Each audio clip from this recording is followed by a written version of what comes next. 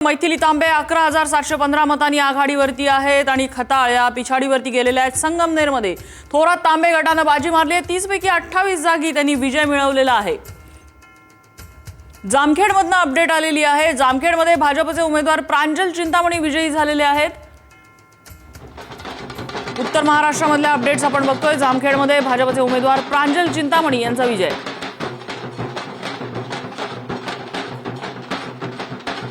मुंबईमध्ये भाजपचा जल्लोष सुरू झालेला आहे। सध्याची जर आपण आकडेवारी बघितली तर महायुती 214 जागी आघाडीवरती आहे, ज्यामध्ये भाजप 127, शिवसेना 51, राष्ट्रवादी 36, काँग्रेस 29, उद्धव ठाकरे 11,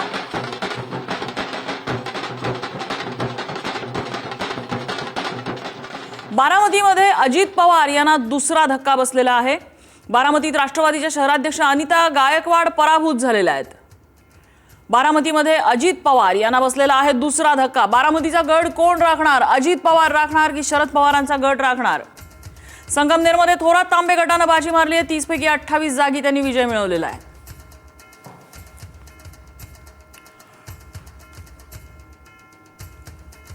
अहिल्यानगरच्या श्रीरामपूर नगर परिषदेवरती महाविकास आघाडीचं वर्चस्व बघायला मिळतंय। 20 जागी त्यांनी बाजी मारलेली आहे।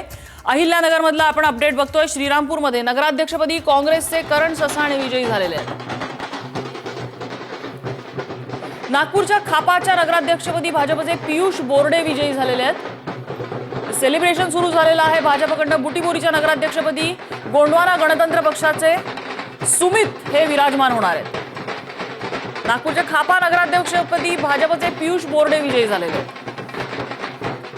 तर बुटीबोरीमध्ये सुमित मेंढे गोंडवाना गणतंत्र पक्षाचे विजयी झालेले आहेत। आणि यानंतर बदलापूरमध्ये जाऊया। बदलापूरमधनं अपडेट येते। बदलापुरात भाजपचे 29 उमेदवार आघाडीवरती आहेत। बदलापूर चर्चेत राहिलं होतं ते म्हणजे शिंदेच्या शिवसेनेने वामन म्हात्रे यांच्या कुटुंबामध्ये 6 उमेदवारी दिलेली होती। बदलापूर त्यामुळे चर्चेत राहिलेलं होतं आणि तिथे भाजपचे 29 उमेदवार आघाडीवरती आहेत। जामखेडमध्ये आपण बघूया। जामखेडमध्ये भाजप उमेदवार प्रांजल चिंतामणी विजयी झालेले आहेत। जामखेडमध्ये रोहित पवार यांना मोठा धक्का बसलेला आहे।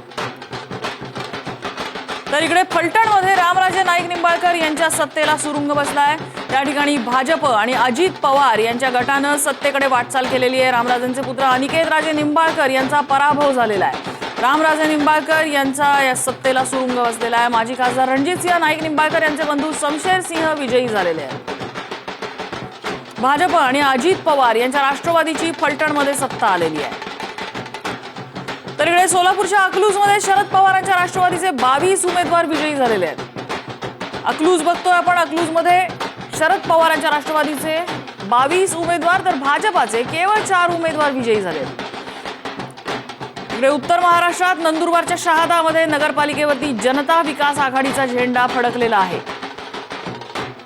शहादामध्ये भाजपचे मकरंद पाटील यांचा पराभव झालाय। जनता विकास पक्ष आघाडी जी होती त्यांचा विजय झालेला आहे। शहादा नगरपालिकेवर जनता विकास आघाडीचा झेंडा फडकलाय। इकडे पुण्याच्या जेजुरीमध्ये नगराध्यक्षपदी अजित पवार यांच्या राष्ट्रवादीचे जयदीप बारभाई विजयी झालेले आहेत।